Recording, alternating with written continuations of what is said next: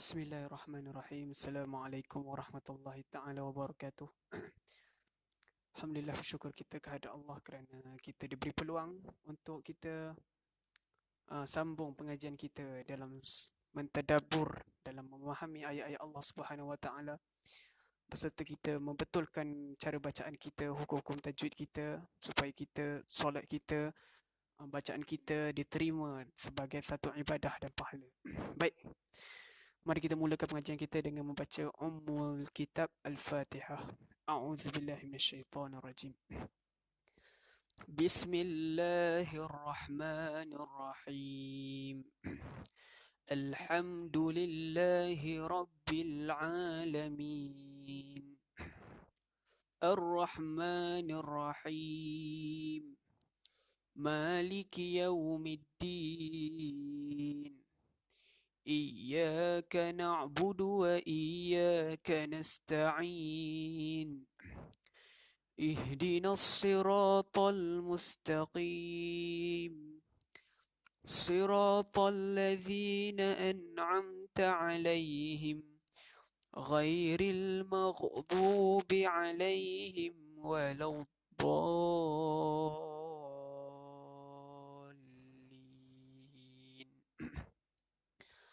Amin. Semoga Al-Fatihah kita diterima bacaan. Baik.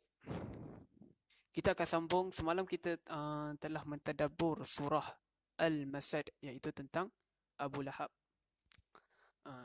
Yang mana Abu Lahab ini merupakan, kita tahu dia merupakan bapa saudara Nabi. Tetapi disebabkan risalah yang Nabi bawa, akidah yang Nabi bawa berbeza dengan nenek moyang yang mereka percaya, maka terjadilah perbalahan.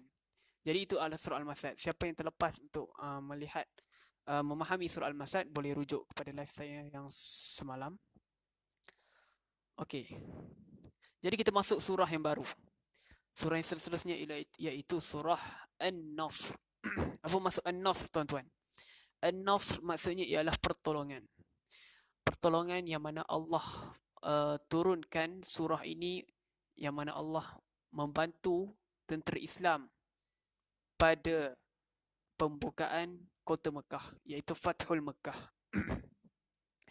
Baik, surah-surah ini, untuk pengetahuan semua, bagi yang tidak tahu, surah-surah dalam Al-Quran merupakan ada dua bahagian.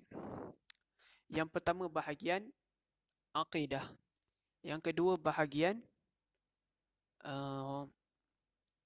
yang pertama bahagian akidah, yang kedua bahagian penceritaan, hukum hakam dan sebagainya. Baik, dua bahagian ini iaitu akidah dan penceritaan hukum hakam, termasuk cerita Nabi Musa semua, terbahagi kepada dua nama, iaitu Makkiyah dan Madaniyah. Makkiyah apa maksud tuan-tuan? Makkiyah ialah surah yang diturunkan sebelum hijrah. Makkiyah bermaksud surah diturunkan di Mekah, Makkiyah. Kalau selepas hijrah, selepas Nabi pergi ke Madinah, dinamakan Madaniyah. Baik, ingat ada dua surah, cara surah turun, bukan cara, waktu surah turun. Yang pertama Makkiyah dan Madaniyah. Okay. Macam mana nak tahu surah itu Makkiyah dan Madaniyah? Di dalam Al-Quran telah siap dicetak. Semua Al-Quran telah siap dicetak. Kita boleh tengok di bahagian kandungan, setiap Al-Quran mempunyai label dia masing-masing, iaitu Makkiyah dan Madaniyah. Baik, surah An-Nasr. Surah An-Nasr merupakan surah Madaniyah. Kenapa saya kata surah Madaniyah? Tetapi dia turun sewaktu pembukaan kota Mekah, iaitu pada waktu Mekah. Maksudnya waktu tu Nabi berada di Mekah. Kenapa tidak dinamakan Makkiyah? Okey. Sebelum tuan-tuan salah faham, Makkiyah merupakan wahyu yang diturunkan sebelum hijrah. Madaniyah selepas hijrah. Jadi kalau walaupun Nabi berada di Mekah, tetapi surah itu turun, ayat itu turun selepas hijrah, maka dia tetap digelar sebagai Madaniyah, iaitu turun selepas hijrah. Dikira turun di Madinah. Makkiyah turun di Mekah.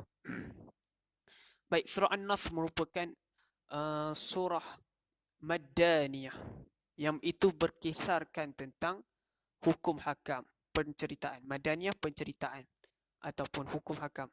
Makiyah merupakan akidah. Kerana apa Makiyah menceritakan tentang akidah? Kerana pada waktu itu manusia Islam baru nak berkembang di Mekah. Jadi memerlukan kekuatan Makiyah, kekuatan akidah, sorry. Baik. Jadi mari kita baca sama-sama surah An-Nasr dan kita bertadabbur sama-sama tajwid serta pemahaman kita dalam surah An-Nasr. Baik, jom kita baca.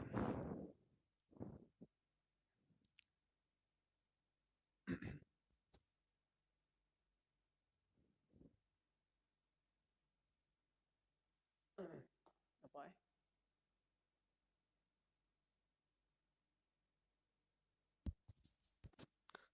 Baik, ikut saya baca.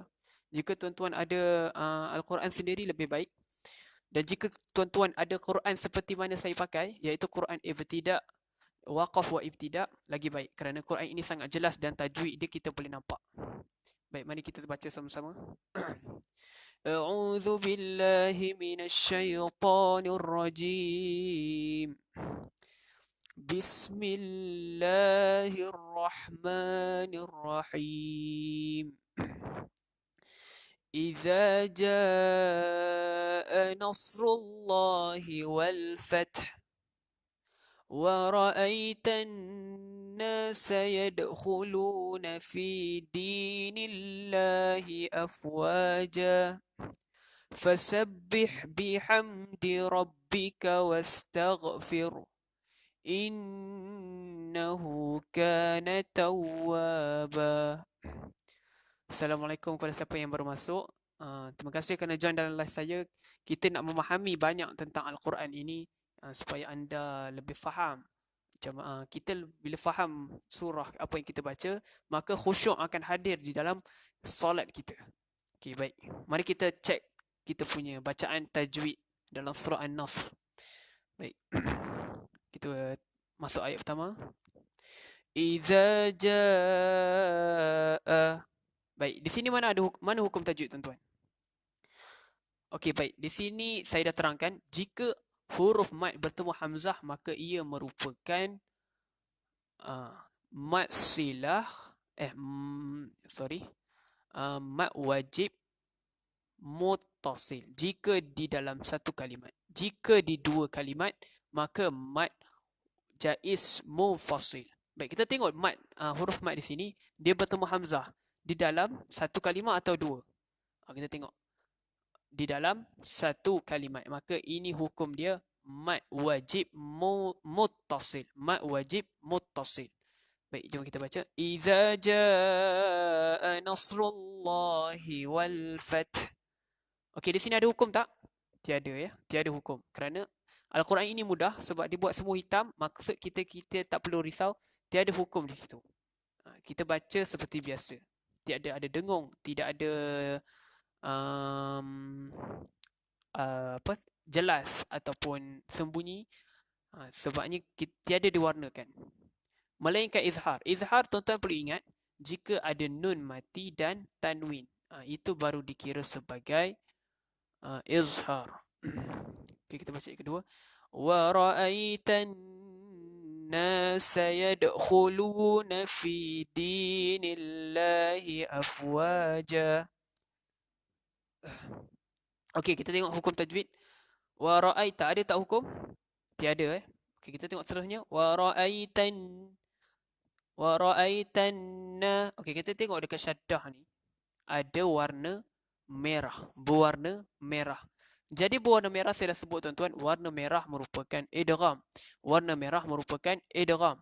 Jadi sebab apa saya kata idgham? Kerana mempunyai dengung. Tetapi untuk nun, saya dah beritahu, untuk nun yang bersyaddah atau mim yang bertanda dari syaddah, ia merupakan wajibul ghunnah. Kerana apa wajibul ghunnah? Memang jika kita sebut nun bersyaddah dengan mim bersyaddah, memang bunyi didengung. Kita dengar wa ra'aitan nasa. Terima kasih kepada siapa yang baru join. Minta share kepada ramai orang. Kita nak bantu lebih ramai orang memahami Al-Quran dan membaca dengan bertajwid. Baik. Wa ra'aitan nasa yadkhuluna. Okey, dekat sini kita dengar bunyi berdetak tadi. Yad. Ini apa hukumnya tuan-tuan? Yad. Okey, qalah. Bila bunyi berdetak, tak payah fikir panjang. Qalah. Bila ditengok dekat Quran ni, dia dah tunjuk warna hijau. Warna hijau merupakan qalqalah ataupun ikhfa. Tetapi ikhfa, tuan-tuan perlu tahu, ikhfa ialah nun mati sahaja atau tanwin. Tanwin pun nun mati sebenarnya. Jadi kat sini kita yadkhuluna fi dinillahi afwaja. Okey, dekat sini qalqalah apa ustaz? Qalqalah kubra ke sughra? Ini qalqalah sughra kerana dia berada di pertengahan perkataan. Pertengahan perkataan. Jika di hujung baru dikira qalqalah pertengahan. Dan jika ada syaddah seperti ini watab, baru dikira sebagai qalqalah kubra. Baik, kita teruskan bacaan. Okey, afwaja. Kita tengok sini ada warna hijau di sini ya. Kita nampak warna hijau, tanwin warna hijau. Jadi tanwin warna hijau macam mana boleh ada kat sini? Jadi jika ada warna hijau maka dia ada hukum. Tak boleh lari, tak boleh lari dari situ. Jadi tanwin warna yang tak selari berwarna hijau merupakan ikhfa. Ingat, warna hijau ikhfa. Kenapa ikhfa ustaz? Kerana tengok selepas huruf jim huruf fa. Jadi afwajan fasabbih. Jika orang nak baca sambung akan terjadinya dengung. Tetapi jika nak waqaf maka dia akan buang satu baris. Jadi bunyi dia afwaja. Okey. Fasabbih bihamdi rabbika wastaghfir. Fasabbih bihamdi rabbika wastaghfir. Ada hukum tak kat sini? Okey, kita tengok semua warna hitam. So tak ada. Simple je tuan-tuan. Tak ada susah-susah. Okey, terusnya. Innahu kana tawwaba. Okey, innahu. Nun ini ada bertanda syaddah, ada berwarna merah. Maksudnya bila nun bertanda syaddah, automatik wajibul ghunnah. Wajibul ghunnah. Okey, boleh. Wajibul ghunnah. Innahu, bunyi dengung. Innahu kana tawwaba. Tawwaba. Wajibul ghunnah. Ini apa hukum? Saya dah cakap jika ada waw kecil atau ya kecil maka ia merupakan mad silah qasirah. Jika ada tanda panjang di atas waw maka mad silah tawilah. Tidak semestinya waw, boleh jadi ya, boleh jadi alif. Ya dengan waw biasanya. Okey. Innahu kana tawwaba. Okey, tawwaba. Kenapa ada mim kat sini ustaz? Mim. Ya, surah An-Nas. Sebutan dia An-Nas, bukan An-Nas. Sebutan An-Nas. Banyak orang baca ni silap. Selalu orang baca idza jaa nasrullah. Baca sin. Dia baca sin kat sini. Salah. Ini kena tekankan. Semua orang kena tekankan bacaan anda. Penting sangat bacaan anda untuk betul dalam bahagian ni. Antara orang keliru sin, sad dan bunyi tha, sa, ha bulat, ha pedas. Itu semua kena beza. Innahu kana tawwaba. Ini kenapa tanda mim? Mim kecil bermaksud iqla. Mim kecil bermaksud iqla. Okey, boleh. Iqlab. Kenapa iqlab? Mana tanwin? Okey. Ini merupakan tanwin. Tetapi orang Rasam Osmani dia tukarkan kepada mim kecil kerana bagi memudahkan orang mengenal pasti bahawa ini adalah iqlab. Jadi iqlab ialah simple saja tanwin bertemu ba atau nun mati bertemu ba. Biasa kita akan nampak tanwin bertemu ba. Contohnya dalam ahadun. Ahadun. Ada mim juga kat situ. Mana ba dia? Ba dia di sini. Bis. Saya dah cakap jika Al-Quran ni kita mampu nak habiskan bersambung je semua, nafas kita panjang, kita boleh habiskan. Tawwabam bismillah. Jadilah hukum iqlab. Tapi kalau anda tak sambung, maka tak jadi hukum iqlab. Tapi dia standby bubuh mim kecil di sini. Baik, inilah surah An-Nasr, surah Madaniyah, kategori Madaniyah, yang bermaksud pertolongan, yang bermaksud bantuan, pertolongan Allah kepada uh, manusia. Manusia bila pada waktu itu? Okey, mari kita memahami pula isi kandungan surah An-Nasr sama-sama. Baik, kita baca sama-sama. Bismillahirrahmanirrahim. Idza jaa nasrullahi wal fath. Okey, bacaan Nasr sebab sad, bukan sin. Sad. Bunyi sad mesti pekat. Ataupun dalam kaedah haraki S titik bawah. S titik bawah bermaksud S tebal.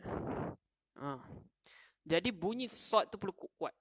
Budak-budak selalu baca, selalu dengar idza jaa nasrullahi, anasru salah, anasru. Okey, baru jelas maksud dia pertolongan. Kalau an-nasr dia berubah jadi makna lain.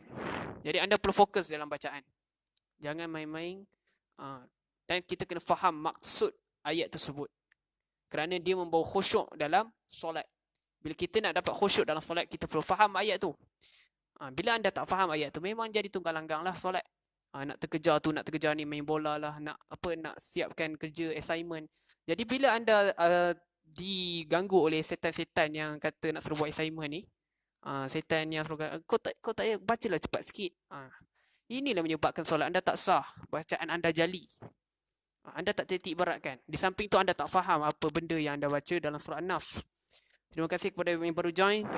Kita faham, kita nak mempelajari tentang Al-Quran supaya anda mendapat khusyuk dalam solat. Surah Lazim ni, majoriti semua dah hafal. Umat Islam dekat Malaysia ni majoriti ramai dah hafal. Dekat sekolah kafar, dekat sekolah agama rakyat biasanya, benda ni memang wajib. Darjah 1 hafal surah ni. Belum jenuh hafal. Tapi cikgu tak ajar pun dia punya maksud dia, apa yang nak disampaikan setiap surah. Sepatutnya ustazah, cikgu kena ajar setiap surah ini apa dia punya intisari dia, supaya budak-budak minat. Bila budak-budak hafal je, jadi depa solat, depa pun terhegeh-hegeh. Depa tidak menitik beratkan tentang tajwid, sebab depa tak faham apa benda yang depa baca. Depa rasa benda ni hanya membuang masa. Solat ni buang masa. Depa nak kejar main bola. Budak-budak ni fikiran depa banyak benda depa nak kejar. Kita tengok budak-budak yang baru dapat kaki. Faham baru dapat kaki tu macam mana? Maksudnya dia daripada merangkak dapat kaki. Tengok dia punya liar dia macam mana, bergerak sana bergerak sini. Banyak benda dia nak capai. Banyak benda dia baru nak tahu. Jadi ustaz-ustazah, siapa yang mengajar Al-Quran, perlu ajar setiap surah ini apa dia punya isi kandungan, apa yang dia punya yang nak disampaikan, supaya bila budak-budak faham, mereka solat akan khusyuk. Jangan salahkan budak-budak ataupun salahkan orang yang tak faham Al-Quran. Sebab apa mereka tak khusyuk dalam solat? Siapa yang mengajar tu yang salah. Yang mengajar tak mengajar yang betul apa cara Al-Quran ini, cerita dia. Sebabnya kalau kita baca buku cerita, kita khusyuk sebenarnya. Sebaiknya kita faham satu cerita, kan? Kita faham satu cerita dan kita bercerita sambil dengan kawan, kita akan khusyuk, betul? Jadi anda perlu, orang yang mengajar Al-Quran perlu faham setiap surah ini. Contoh surah An-Nasr ialah pertolongan. Jadi perlu faham pertolongan dari segi apa tu. Kadang-kadang bukan setakat orang yang nak belajar je tak faham. Ustaz-ustaz sendiri pun tak faham apa benda yang nak dia ajarnya. Apa benda yang dia pun tak faham apa benda surah ni nak disampaikan. Jadi kalau tak faham, mai join live. Kita belajar sama-sama, free of charge, tanpa anda nak invest duit, tanpa anda nak bersusah payah mandi dan sebagainya, bersalin baju sereka. Jadi dengan cara macam ni, anda perlu satu je benda, iaitu komitmen. Dan kita kena sebarkan benda kepada orang lain, supaya orang-orang lain yang tidak ada masa untuk belajar, mereka faham tentang Al-Quran. Jadi kita banyak bantu orang lain tentang Al-Quran. Baik, mari kita kaji surah An-Nasr. Idza jaa nasrullahi wal fath. Maksudnya apa? Idza. Apabila telah datang pertolongan Allah, iaitu kemenangan. Idza jaa nasrullahi wal fath. Apabila datangnya pertolongan Allah, iaitu kemenangan. Pernah tak anda dalam hidup satu pekerjaan yang anda cuba nak usahakan, tak dapat, gagal. Lama kelamaan makin berjaya. Pernah tak dalam hidup macam tu? Sebenarnya apa benda yang kita nak buat, apa benda yang kita nak, semua akan dapat. Cuba kita fikir balik pada waktu kecil. Fikir balik apa yang anda waktu kecil yang anda idamkan, apa yang anda nak. Pernah tak apa yang anda nak tak dapat? Pernah tak? Rasanya semua kita akan dapat. Sebab apa akan dapat, tuan-tuan? Misalnya kita budak-budak kecil nak kita kontrol. Memang kadang-kadang mak ayah tak bagi semua, tapi last-last dia akan dapat ke? Sebenarnya apa yang kita nak semua akan dapat. Berdasarkan tindakan kita. Sebab tu orang yang nak berjaya perlu ada tindakan. Kalau dia nak berjaya tapi menonong je, masih duduk diam, tidak bergerak untuk berusaha, maka tidak akan capai. Terima kasih kepada yang baru join. Kita nak mempelajari Al-Quran. Kita nak memahami Al-Quran ini supaya kita dalam solat lebih khusyuk.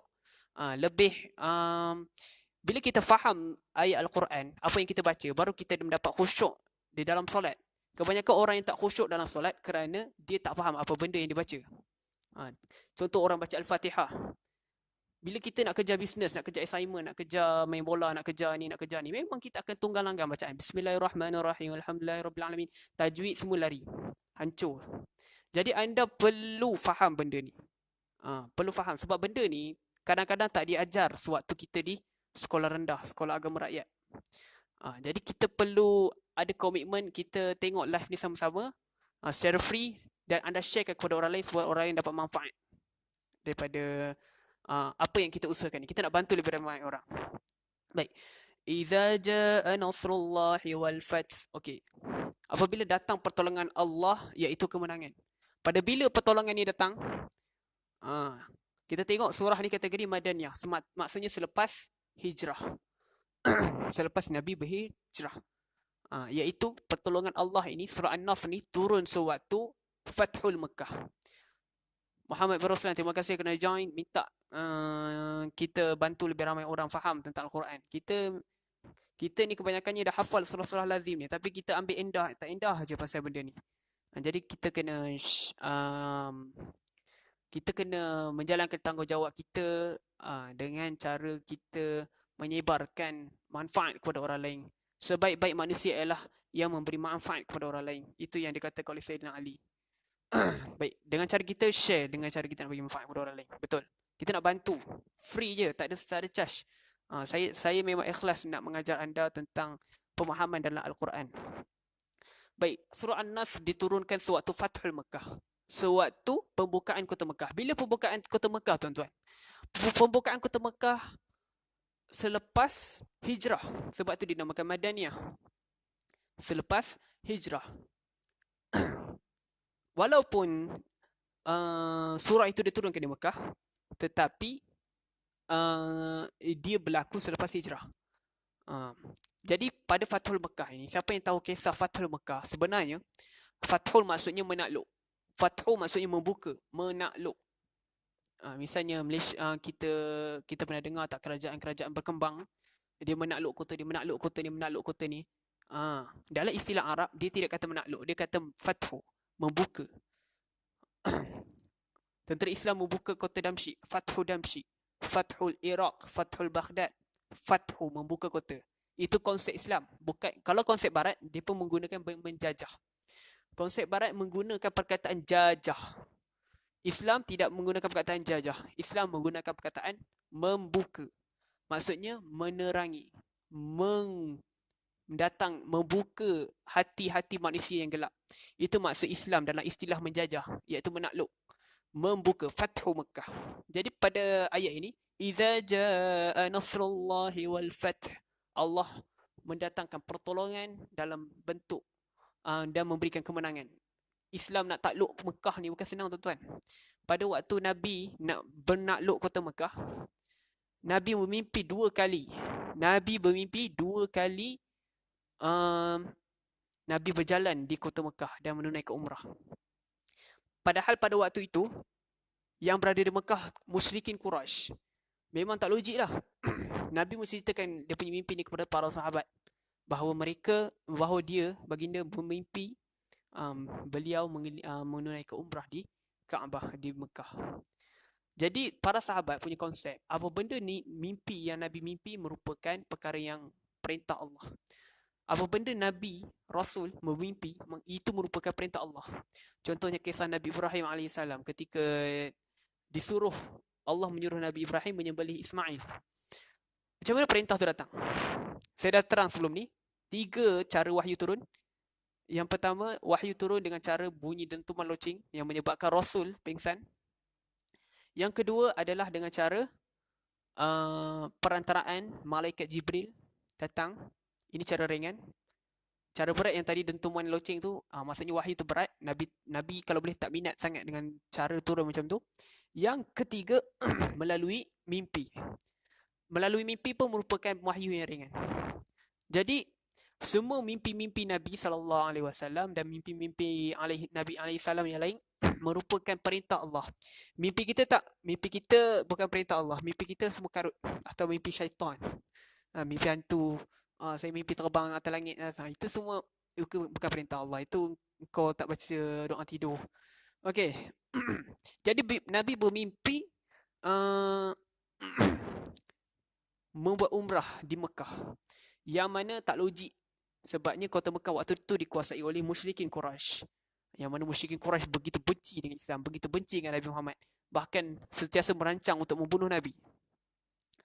Minta share ya kepada yang melihat live saya, kita nak menyebarkan pemahaman surah-surah lazim Al-Quran ini kepada ramai orang. Tak adil untuk kita sahaja dengar tetapi orang lain tak dengar. Jadi kita teruskan ayat, wa ra'aitan nasa yadkhuluna fi dinillahi afwaja. Jadi dalam surah An-Nas diceritakan, Allah sebut, ketika aku datangkan kemenangan kepada umat Islam untuk menakluk kota Mekah, engkau akan lihat pada waktu itu seluruh manusia berkerumun nak memeluk Islam. Wa ra'aitan nasa yadkhuluna fi dinillahi afwaja. Mereka datang kepada engkau berkerumun nak memeluk Islam. Kalau kita tengok dekat Fathul Mekah, kita tengok berapa ramai orang yang memeluk Islam. Abu Sufyan, Ikramah bin Abu Jahal, anak Abu Jahal ni, seorang yang kuat menentang Islam. Khalid Al-Walid. Siapa lagi? Banyak tokoh-tokoh orang Quraisy yang masuk Islam. Wahsy yang membunuh Hamzah memeluk Islam. Jadi inilah yang dicerita kepada Allah. Jadi saya nak cerita sedikit bagaimana usaha orang mukmin ni nak menakluk Mekah ni. Pada kali pertama gagal. Sebelum masuk kota Mekah ni, pada kali pertamanya waktu perjanjian Hudaibiyah, nak menakluk Mekah, tentera Quraisy halang. Tentera Quraisy halang. Jadi orang muslim tak boleh masuk. Dan hampir berlaku peperangan. Tetapi datanglah Suhail daripada tentera Quraisy nak buat perjanjian antara mukmin dan musyrikin. Jadi mereka telah memeterai satu perjanjian yang namanya perjanjian Hudaibiyah. Yang mana perjanjian Hudaibiyah ini, kita lihat dalam perjanjian itu berat sebelah ke arah orang kafir Quraisy. Kerana perjanjian dia berbunyi begini. Sesiapa tawanan tentera Islam wajib dikembalikan kepada musyrikin. Dan sesiapa tawanan Islam yang dalam musyrikin Mekah tak perlu kembali kepada tentera Islam. Adil tak macam tu? Tak adil. Memang tak adil. Orang muslim semua tak setuju dengan perjanjian Hudaibiyah. Ramai kata, ni tak penting. Mana adil? Tawanan kau tak boleh kembali kepada kita. Tawanan kita kena kembali ke dia. Maksudnya kita punya tawanan musyrikin ni wajib kena bagi dekat mereka. Berat sebelah. Jadi antara yang menentang, yang sahabat yang menentang keras antara ni adalah yang kita kenal Umar Al-Khattab. Umar Al-Khattab setiap nak keluar parang nak penggal kepala Suhail. Tetapi Nabi halang. Nabi kata, kita terima. Jadi ramai para sahabat yang tak setuju dengan Nabi pada waktu itu. Baik, dah azan ya sebenarnya. Jadi saya nak cepatkan sedikit. Jadi ringkas cerita, long story short. Saya kat baik dah. Okey. Peristiwa Fathul Mekah, 2 kali penyerang nak umat Islam datang dan disekat oleh tentera Quraisy dan membuat perjanjian Hudaybiyah. Dan perjanjian Hudaybiyah ni suruh umat Islam patah balik ke Madinah. Dan dia kata buat umrah tahun depan. Jadi perjalanan nak pergi Mekah ke Madinah tu macam pergi Johor ke Ipoh. Ipoh ke Johor, jauh dia. Jadi umat Islam bengang lah. Tapi nak buat macam mana? Nabi kata kita setuju dengan perjanjian. Jadi mereka pun patah balik ke Madinah. Pada waktu itulah Nabi menyebarkan Islam, mengutuskan surat kepada Rom, Parsi, Raja Mesir Muqawqis di Bahrain, mengutuskan semua utusan-utusan yang menyebarkan Islam. Itulah kelebihannya perjanjian Hudaybiyah ni. Nabi bijak daripada para sahabat lagi. Jadi sebab apa Nabi terima perjanjian Hudaybiyah ni walaupun berat sebelah? Kerana perjanjian Hudaybiyah ni merupakan gencatan senjata antara mukmin dan musyrikin. Jadi apabila musyrikin tidak mengganggu Islam, Nabi Muhammad mudah nak menyebarkan Islam kepada tempat-tempat lain. Boleh faham? Tempat-tempat Bahrain, Rom, semua. Dia ambil kesempatan. Jadi orang Quraisy tertipu sebenarnya. Bukannya kita yang tertipu, orang Quraisy yang tertipu. Baik, ringkas cerita, selepas tahun depan, umat Islam datang semula dengan gerombolan yang begitu besar. Kalau siapa yang tahu ceritanya, ketika datang tentera Islam, orang Quraisy tengok Islam terlalu banyak, ramai, dan mereka tak berani nak halang kerana kalau sikit waktu perang Badar 300 Islam pun mereka tak boleh kalahkan. Ini kan 10,000. Jadi Islam datang masuk berpenjuru daripada sekeliling Mekah. Jadi itu yang dimaksudkan dalam surah An-Nasr. Ketika Islam masuk dan Nabi dah cakap dekat tentera, dekat kaum musyrikin Mekah, siapa yang duduk di rumah Abu Sufyan dan rumah masing-masing serta duduk di dalam Masjidil Haram, maka mereka akan selamat. Siapa yang duduk di tengah-tengah jalan raya, kami bunuh. Itu perjanjian yang dibuat Nabi dengan Abu Sufyan. Jadi tiada siapa pun berani yang duduk di tengah-tengah jalan untuk menghalang kemarahan tentera Islam kecuali Ikramah bin Abu Jahal dengan konco-konconya, Umayyah bin Safwan bin Umayyah, menghalang pemarahan Nabi. Dan itu berlaku pertarungan kecil-kecil, tapi dia kalah. Ikramah kalah. Jadi akhirnya ringkas cerita, tentera Islam dapat masuk dan Nabi menyuruh Bilal berazan di atas Kaabah, dan Nabi mengumpulkan semua orang-orang Quraisy di Masjidil Haram, dan Nabi pun bercakap. Nabi cakap, kata sesungguhnya kebenaran dah ditegakkan dan kebatilan dimusnahkan. Orang Quraisy pun cakap sama-sama, benar wahai Rasulullah. Jadi selepas Nabi brainwash mereka dan bercakap-cakap, berdakwah kepada mereka, akhirnya mereka semua orang Quraisy tu yang musyrikin tu masuk Islam. Masuk Islam berkerumun. Itu yang dimaksudkan dalam wa ra'aitan nasa yadkhuluna fi dinillahi afwaja. Dia pun masuk Islam secara serentak. Wahsy masuk Islam, Abu Sufyan masuk Islam, Ikramah masuk Islam, Safwan bin Umayyah masuk Islam. Ini semua tokoh-tokoh Quraisy ni.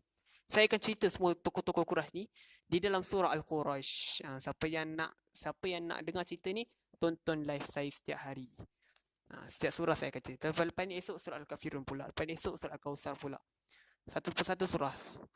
Anda kena faham surah ni. Okey. Fasabbih bihamdi rabbika wastaghfiru innahu kana tawwaba. Jadi bertasbihlah kepada dan memujilah kepada Allah. Sungguhnya dia adalah Maha penerima taubat. Baik. Setakat itu sahaja live saya. Minta maaf atas terkasar bahasa atau kesilapan saya bercakap dengan anda. Saya minta anda faham apa benda yang kita belajar ini. Sesungguhnya saya memang betul-betul nak bantu tuan-tuan. Kita nak bantu lebih ramai orang mengetahui tentang Al-Quran ini. Cara bacaan. Kita nak dapat khusyuk dalam solat, perlu faham apa benda yang kita baca. Bila kita faham apa yang kita baca, kita akan jaga tajwid, kita akan jaga hukum hakam, kita akan rasa malu nak buat dosa dengan Allah. Kita akan jaga setiap tutur kata-kata kita dengan Allah. Kalau dengan sultan pun anda jaga, kalau dengan guru-guru pun anda jaga cara cakap, kalau dengan orang-orang hebat pun anda jaga cara cakap. Ini kan Tuhan semesta alam. Jadi anda perlu perbaiki semua tu. Dengan cara kita faham apa yang disampaikan Allah dalam surah-surah lazim yang kita belajar. Baik. Terima kasih kepada siapa yang menonton. Assalamualaikum warahmatullahi taala wabarakatuh. Minta tick notification supaya setiap kali saya buat live dia keluar dekat notification anda. Dan anda tinggal klik saja. Penting untuk kita tahu tentang pemahaman setiap surah ini. Baik, assalamualaikum warahmatullahi taala wabarakatuh.